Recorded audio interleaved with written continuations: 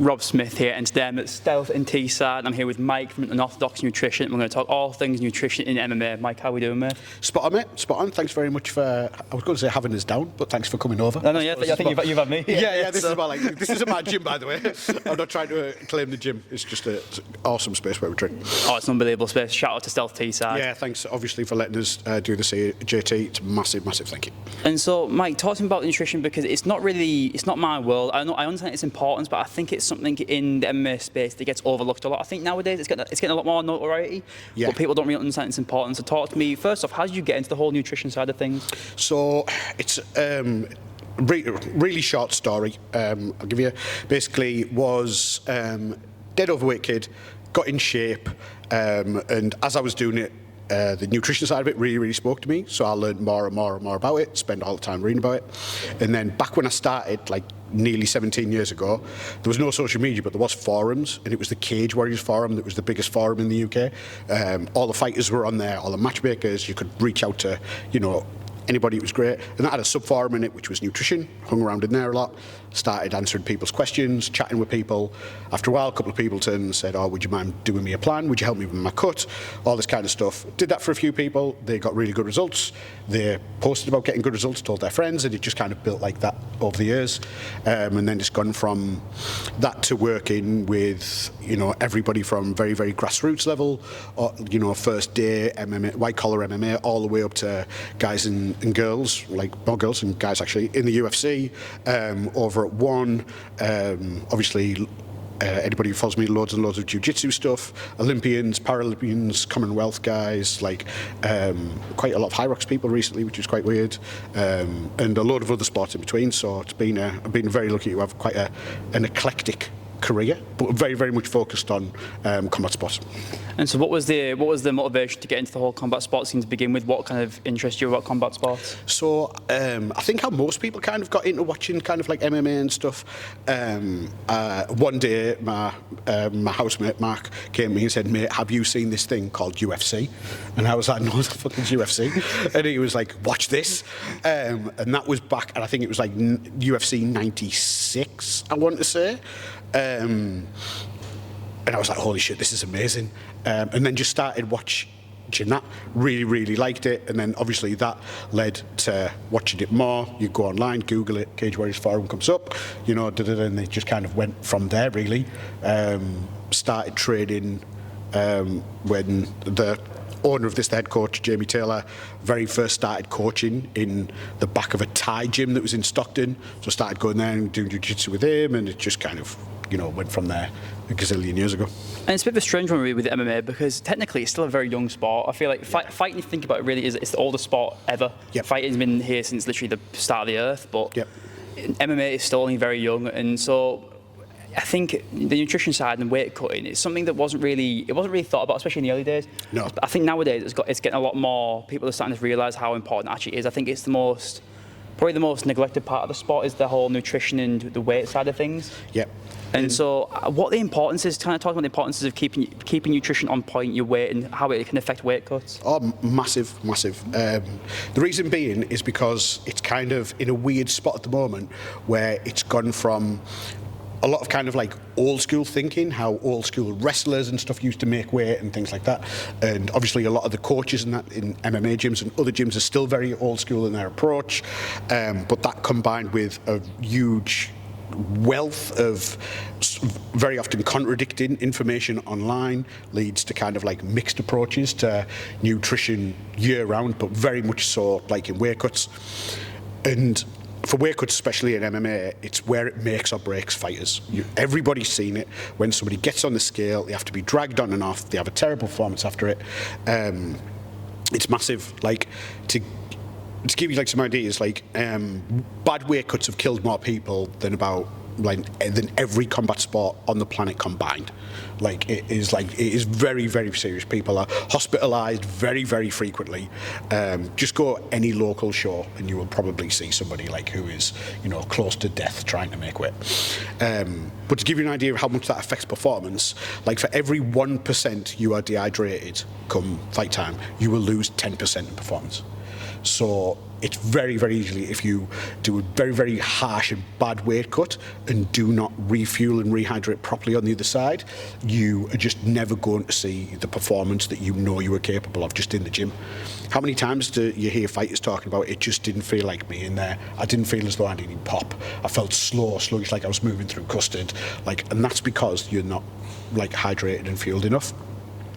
For some strange reason, the protocol just seems to be bodged together every random thing that I can find on the internet, plus what my coach says to make weight, generally involving some stupid shit like shadow boxing in a sauna suit, or trash bags. That's always very common. And then as soon as I make weight, we're just going to Nando's.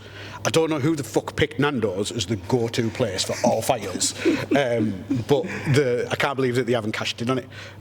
But yeah, so I see it all the time. But it is getting so much better and so much bigger, and that's because the people at the top, the people at the top of the sport are talking about it more. Yeah. So people who want it to be serious early doors are thinking, actually, I should really stop ballooning up 10 kilos between fights, or probably a lot more, and being stupid and stuff like that. So it is only getting better and better. Because you mentioned there how about people ballooning up, and there's one person who famously does that, that's Paddy Pimblett. Paddy is known for, he looks like a completely different person when he's fighting compared to when he's out of fit, he's fighting. So explain the sort of dangers behind that, because some people might just see that as, he's enjoying himself, but can you kind of explain the dangers of what ballooning up between fights can do with you? So first, before I say anything, Paul Reed, who is his nutritionist, is a fucking excellent nutritionist. He's been in the game longer than me. He's worked with Paddy, Molly, and a lot, so many others over the years. He's a phenomenal nutritionist and a strength and conditioning coach. So it's not because he's got some random hippie dude doing bad cuts for him. It's because Paddy fucking loves eating. Yeah. So yes, it has a detriment, but what you'll notice definitely over the last few fights, especially in the UFC, Paddy does it less and less. Yeah, I have noticed that, Yeah, early fights he did blow up. There's that clip that pretty much everyone's seen where I think it was after his first or second fight in the UFC, and he's on a podcast with Molly McCann, and she just stops halfway through and goes, "You are breathing so heavy," and he's like, because she's so fat. The problem is that between early doors, after he finishes his fight, it doesn't matter too much. But unfortunately, you're in a position to put on fat very, very quickly, which he does. Mm-hmm. In a few weeks, he used to balloon straight back up. And then that has to come off. So that either means, and I don't know which way Paul does this, by the way. So it either means you need a longer camp. So instead of the normal 12 weeks, he might be doing longer. You need to be more restrictive and harsher in camp to get the weight off. Or you might have to do a pre-diet before camp. They're probably the ways to do it. Because he doesn't do crazy weight cuts that everyone knows. He always looks great when it comes to making weight. Yeah, I've always noticed that. He never looks like death on the scale. He always looks like he's made weight fairly comfortably. Yeah. And Paddy's obviously had many, many years of doing this from when he very, very first started. There's a fight, if you go back, there's a guy who's an amazing matchmaker who now just does jiu-jitsu, it's called Chris Thompson. But he had Paddy on the very first fight. I think Paddy's 14, and he does the same between the fights then when he was fighting pro. So he's got used to doing it. However, it's like debt. You know what I mean? You're paying it back. So if you are ballooning up, then you're going to have to do one of these two things. However, you can put on weight between fights, but just not be a super dickhead about it and put on a bit, and then you're going to get it off easier, which is what people have noticed, because the periods between your fights are actually more important than your fight camps, because that's when you're improving. It's when you're getting stronger, faster, becoming better technically. Fight camp is bringing your weight down, getting you fight fit, which is something you can only hold for a very short amount of time anyway, and game planning. It's not, nobody's the week before learning new combinations and stuff like that, or I'm suddenly going to start to learn how to wrestle better. This happens between camps. So if you're not having good nutrition in between those, you're not supporting that training and cognitive function, i.e. your brain taking on all this information. So you're not going to get better. You will just become the same between fights, which it happens to a lot of people. And so you've been around the sport and just in the whole nutrition side for coming to close to 2 decades now. Yeah, nearly 2 decades. I'm so old. But I'm curious, what are some of the biggest changes that you've noticed as the sport's developed, and also nutrition and the sort of science and stuff behind it has all developed? What are some of the biggest changes you've noticed? Yeah, so the quality of information is a lot better. There is still like so much shite out there, but there is like the quality information is so much better. Like you can, like there are so many great coaches. Like obviously I'm named Paul Reed there. There's Sean Aspinall who's phenomenal. There is Jordan who's a fight dietitian. He's fantastic. And others, you know what I mean? There's loads of others that are like really, really good. So people are putting out great content for you to learn how to do it. And a lot of it is now science backed. Along with that is that organisations have started to realise how important safe weight cuts are.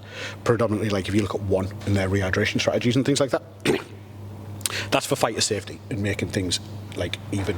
The UFC are a lot harsher on it. They remove like you can't do diuretics, IV stuff, which is IV stuff's partially because it helps mask some steroid testing, but still like you can't IV and things like that and all this kind of stuff. So the sport on a whole is improving in both information for fighters and the organisations ultimately both looking at fighter safety, because what we're going to start seeing soon, and it's very, very closely linked to hydration, which is weight cuts, etc., is people who are leaving the sport getting things like CTE and things like that, which is going to start coming. You know what I mean? Like say if I've nearly been 2 decades into the sport, like there's some guys that I was watching like back then that have only just like stopped like fighting. You know what I mean? Like over 10 years. Like I mean, look at BJ Penn now. It's like he looks like he's like going down. It looks like he's not mentally very well. I think you've got to credit that to years of just putting your brain through so much stress and weight cuts and things. It's because obviously he was part of that generation that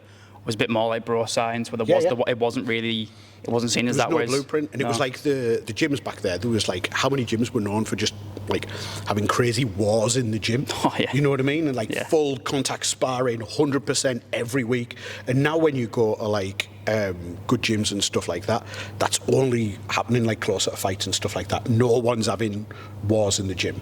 And again, that will lead to CT. So it's better training, better nutrition, and better information all roundly as the sport progresses, thankfully. And so, what have been some of the biggest like nutrition fads that you've seen where like people are just spreading just absolute bollocks? Like, what are some of like the biggest fads that you've seen in the sport and also just nutrition in general? So the problem is that nutritional fads will kind of make the way into fighting purely because of popular influencers or stars talking about them. I know I slag him off in every podcast, and like, I'm sorry, Joe Rogan, but you've had some fucking charlatans on your podcast, bro. Please have me on. Joe Rogan's never let me on his podcast. So it's stuff like carnivore. How many fighters you think carnivore, which is, for anybody who doesn't know, is basically just eating meat and eggs. Like, this is horrendous for performance. Like, your body's preferred source of fuel is carbohydrate. Like, it's been like proven to death in so many meta-analyses, which the meta-analysis, by the way, for anyone who doesn't know, is when people look at all of the research in one and come to conclusions based on that. Not just a random study here and a random study there, but all available research. So that's a massive one. Low carb kind of going in with that. You see like crazy supplements come and go all the time. However, I would say, especially in MMA, people are a bit more supplement averse than what they are in general fitness. They're not really looking for like crazy supplements, which does actually hold quite a few people back to some excellent stuff that would help. But yeah, it's kind of anything really faddy, like the Liver King and all this kind of stuff, and you know what I mean? Or you see people like David Goggins like doing camps for people, which isn't so much nutrition related, but it's like making like Max Holloway and that puke up and stuff, like, you know what I mean? Like, I don't get it. Weeks before a fight is like, if you saw a trainer doing that, like a head coach, you'd be like, you were a fucking moron. Yeah, like, I really don't understand the whole David Goggins thing. When I saw him in Tony's corner, and I was thinking like, what the hell's going on? Like, yeah, sorry, it was Tony Ferguson, wasn't it? It wasn't Max Holloway. Sorry, terrible. But like, I don't understand. Like, surely Tony has better people around him. I think you see a lot more now. With people like you think surely you've got people around you who can give you the advice. Say, look, fair enough, you might want to go for a run with David Goggins, but don't let him in your corner. He knows nothing. Yeah, so the problem is kind of like the influence kind of thing, and this is really attack on Joe Rogan, but Joe Rogan will basically have people on his podcast that he finds interesting. Yeah. He sees content for, he thinks that's like a different take or something like that. That dude wants to talk about how aliens steal cows, like let's have him on. But the problem is, because he's massive, we're talking about millions and millions of people who watch and listen to him, often people are very impressionable, and if somebody talks with so much passion and emphasis about something, they believe them, where no one's getting fact-checked on it and stuff like that, and that's a big problem. And so, have you actually been like in certain fighters' fight camps where you've been there? Have you been there when the weight cuts happened? Oh yeah, of course. And so what are some of the biggest weight cuts you've seen people do?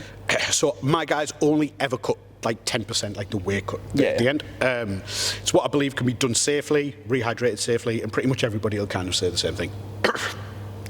I've seen people doing in other camps and things like that, like much closer to 20 and 25, like really, really stupid stuff. I've seen people at UFC events, or in the olden days, make weight and go to hospital and stuff like that, and then come back to fighting and things like that. I've seen people on airdyne bikes in saunas. I've seen people fully clothed trying to do sprints in swimming pools. Like, I've seen everything, like people lathering themselves in sweet sweat and like towels upon towels and sitting in saunas, and it's just really, really stupid. Like, back in the early days, people, like, I don't do it anymore. Like, if people come to me and go, "Hi, I've got 20 kilos to lose this week," I'll be like, "Well, unlucky, it's not me." Excuse me. But I did it a little bit in my earlier career, and it was basically like, you have 1 round. You have 1 round to put this guy away. If you don't, that's it. You haven't got the capacity, the work capacity to go beyond 1 round. And some people would accept that, and some people wouldn't, and some people did do well, and some people didn't. But now it's not something that I do, and I don't think any decent nutritionist would really. Like, unless it was a phenomenal opportunity. Like, if John Jones knocked on my door tomorrow, I'd be like, maybe. One thing I do is I do a lot of work in the amateur scene. I work a lot of like amateur shows with like young fighters and things. And I see nowadays there is young fighters cutting weight, which I'm not always too keen on the idea of it. And so talk to me about, like, what would you advise for like amateurs cutting weight? Because personally, I don't see the point in an amateur cutting any weight, really. Okay, so young amateurs, like, I personally don't work with anyone below 18 and get asked all the time. There's always parents coming to me asking in jiu-jitsu, judo, boxing, MMA, like more and more in MMA now, will you cut this person's weight for this competition? No, I won't. They're a fucking kid. Like, they should not be cutting weight. Yeah. If your child has fat to lose, then a diet is different, but I still wouldn't work with anybody under 18. Now, in my opinion, and people might disagree with me, but generally, if we speak about MMA, we're going to have gym level, that'll include interclub. Then we're going to have local level, which are generally like small shows in your local area. We've got national, which are, you know, the bigger shows. We've got international, which I would class like Cage Warriors in, for example, like it's a big show in Europe, etc. Yeah. And then you've got international and top level, which is UFC, etc. Till about really big national level, like, and especially if you're amateur, not pro, you don't want to be cutting weight, really. Like, you want to be getting yourself to a good ratio of like muscle to fat, training hard and staying that. You will see bigger improvements in your performance. You will perform better doing it, and just being consistent will get you a long way. The reason being is because as you move further and further up there, the margin for error in winning or losing fights becomes smaller. At interclub level, margins are big. They're skill-based. As you get closer to the top, the skill gap gets smaller. Mm-hmm. And it's, how many times have you seen it in the UFC where somebody beats, like, they both go to punch at the same time and one beats them by a fraction of a millisecond? Yeah. You know what I mean? The smallest error that somebody makes, like a takedown, like just the sprawl a fraction of a millisecond too late or something like that, the margin for error is so tiny. So what we're looking for there is to try and make the most advantage that we can, and that's where weight cutting comes in. And that's not that weight cutting gives you an advantage that a lot of people think it does. It doesn't. It's just it is the cost of doing business at the top of the game. It's not going to give you an advantage because even if you you can only put on so much effective weight in 24 hours before you fight again. Yeah. Like, and you don't want to feel like sluggish and shit when you get in there. You want to feel sharp and quick and strong, which good weight cuts can do for you. But for a majority of people, like, you would be better just being fantastically in shape all year round. Mm-hmm. You would still work on your skill because the skill gaps are bigger. Yeah. And there's something you touched on earlier, it was saying how, like, say if you do have a bad weight cut, you might only have a round in you. So can you kind of explain the science behind what a bad weight cut does to the body and why it can't perform at its like highest level? Yep. So I'll do it like in the best way possible for our audience. So the idea is when you're coming into weight cut, you'll bring your weight down slowly over the course of a camp till the last week. And then what you do then is you manipulate the body's weight. It's not about fat loss or anything like that. It's just the weight that you see on the scale. And that is done through three ways really. Is one, reducing food volume in the gut and your digestional tract, etc. Reducing the amount of glycogen in your muscles, which is stored carbohydrate, and then playing around with the water weight of your body. So that's what a weight cut is, and it's the last bit where you do the water cut, the weight cut, which is basically where you trick your body into getting rid of water, because through either tricking it into manipulates hormones. I can never say that it's aldosterone, where basically your body thinks, oh my god, there's so much water coming in, I better piss like crazy to get rid of it. And then when you cut the water, it continues to piss water out, so then you lose a lot of water weight, and then sweating. Now that'll get you the required weight, but then you need to put it back in. Now either people do too harsh cuts at the beginning bit, which means they cannot recover after it, or they fuck up the recovery bit after it, and that's where you need to be fully hydrated and put all the glycogen back into all your muscles, which is stored energy, and obviously food to be fully fueled for the fight. And you need to do that in a very specific way, because you need very, very fast digestion rate so the body can get rid of the food and put it where it needs to go. You need to hydrate correctly. If, for example, there'll be loads of people who anecdotally you'll know in your gym and get off doing after a bad weight cut and just chug 2 litres of water straight away and they puke it up, right? Because your body can only assimilate something so fast. So you have to do it in the right way. And then there's electrolyte balance as well, which more and more people are talking about, which is obviously contributes to hydration as well, so it's manipulating that as well. So there's quite a few factors that are all going on at once, which is where a lot of people, it's not that they don't have the knowledge to do this, it's that when you are going through the process yourself, your brain's not really working that great. And secondly, you second guess yourself to death. Everybody who structures their own training, whether it's their weights, their nutrition, whatever it looks like, second guesses themselves to death. So it's so much of a less stress, one less thing to hand it off to somebody and just do what they say. Excuse me. And I've touch wood, I've never had anybody miss in 17 years. So if you hand it off to somebody like that, and again, any of the nutritionists that I've mentioned are all fantastic, will be able to guide you that through the process. You don't need to think about it, you just need to think about fighting. It's not your job to worry about your weight cut when you do your nutrition, it's theirs. Mm-hmm. It's your job to fight and punch people. Yeah. You shouldn't be worrying about weight cuts when you have to go in a locked cage with another human being and trying to punch people to death. Yeah. And even nowadays in the UFC, you still do see sometimes when fighters get on the scales and they're sort of stumbling or looking like they collapse. Where do you see the future of weight cutting? What do you think it's going to be like in, say, another 10 years' time? I think it'll follow more of one championships. In a perfect world, I'll back up a second there.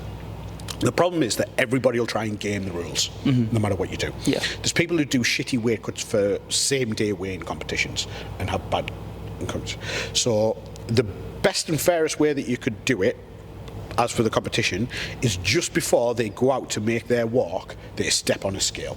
And they have to be the weight that they said they were. And that's it. You can still do ceremonial weigh-ins and everything. Because obviously, you know yourself, the weigh-ins that you see at the UFC aren't the weigh-ins. No. Those guys, have made weight probably a few hours ago. Usually about 10 or 12. Yeah. It's not it's just the one for sure. And that stops people missing weight in front of all those people. So the best way to do it would be weighing just before the fight. However, that would still lead to more and more people trying to game the rules and weight cut that, and then fighter safety starts to take a hit. One championships is pretty good, because then you not only have to make weight, you can only put so much weight back on, and you have to pass hydration tests, mm-hmm. which is probably the best way that we've got it.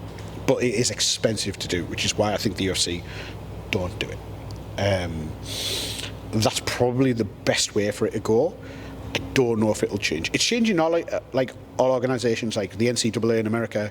I'm pretty sure now if you get caught weight cutting, you will be banned for life. You've got a kind of weigh and fight kind of thing. IBJJF, which is the most popular thing in jiu-jitsu, that's literally you weigh in and go to the bullpen to warm up before you fight. So mm-hmm. there's no kind of difference like that. Yeah. Same day weigh-ins at the very minimum. 24 hours, it doesn't really matter, because you're all cutting roughly the same amount of weight. Mm-hmm. You're not getting the only time I've ever seen it where I was that's a crazy advantage. There's a jiu-jitsu competition called Naga, which sometimes here and they're all over the place. Yeah. I'm pretty sure it still does, but it used to be that you could weigh in the day before and show up on the day to weigh in. So what you got is like, if you would have people just like coming in and say, oh yeah, I'm weighing in at 75 kilos. They're like, yeah, I'm a lightweight, da-da-da. You look massive, mate, what do you weigh? 90 kilos. Like, because they'd done a day before weighing. And it was just ridiculous. But yeah, I hope it kind of goes that way, purely because for fighter safety, I really do. But it's an evil necessity of the sport. Not evil, but a necessity of the sport. My final question, I don't want to keep you too long, is so what would your advice be to, say, lower level amateurs who are looking to go pro? What is your advice to them on the nutrition side and also the weight cutting? Okay. So one, if they're on the lower side of it, don't look at weight cutting until you're over on. If you do absolutely insist it and you choose to ignore me, which everybody will, find a professional that can help you. This doesn't mean using a nutritionist. It might mean somebody in your gym who's done it a bunch. Probably your coach can probably help guide you in the right way. Find somebody who safely put people through the process and trust what they say and do what they say. Secondly, if we're looking for year-round nutrition, first thing is consistency. For some strange reason in MMA and jiu-jitsu and all combat sports, right, everybody accepts to be good, I need to be consistent for a long period of time. There is a price to this skill acquisition, and it is work and consistency. But they do not apply that to any other area in their life. They just think this nutrition fad diet will do. So find a nutrition plan that you can do that fits with your life, not what influencers say or what the gym said, that fits with your shift work, if you've got young children, your uni, whatever it may be, that fits with your life, and do that consistently. Something done to 80% is better than some shit that you do 100% only for a few weeks. And for those things, if you were going to focus on them, top 3 things, right? Firstly, find out what your maintenance level of calories are. Track properly, weigh your food, find out exactly what your body needs to keep it the way it is, and do that for a good period of time. 2, hydration. It's so important. How many people do you see getting cramps in gyms and stuff at the moment and things like that? It's nuts, because the heat's gone up in the UK, everybody's dehydrated. 2 to 4 litres of water per day, depending on your size, every day. And 3, actually I'll do 4. 3, get adequate amount of protein, which is for most people about 2 grams per kilo of body weight. And then fill the rest of your diet with shit that you know is good, healthy food. To about 80%, and then have some treat food. Everybody who's listening to this knows that an apple is more fucking healthy than a Mars bar. I don't need to tell people this. Yeah. It's that it's getting people to do it, which is why people use nutrition long term, to be fair, because they allow them to have the flexibility and still do it. So those basic tips, if you did those consistently, even if you were looking to get healthy and lose fat and in shape, that a lot of people use MMA for, I guarantee in 6 months you would look like a different person if you did that. Well, quality, man, I just want to thank you for your time. Before I let you go, anyone shout out your socials, and also once again shout out to Stealth T-Side, but give me a chance to shout out your socials, mate. You can find me on all the socials under Unorthodox Nutrition. Website is unorthodoxnutrition.co.uk. If anybody has any follow-up questions or just wants a hand with anything, inbox is always open. Just drop me a message. I'm always happy to help anybody. Quality, mate. Thank you very much. Thanks for having me, bud. It's awesome.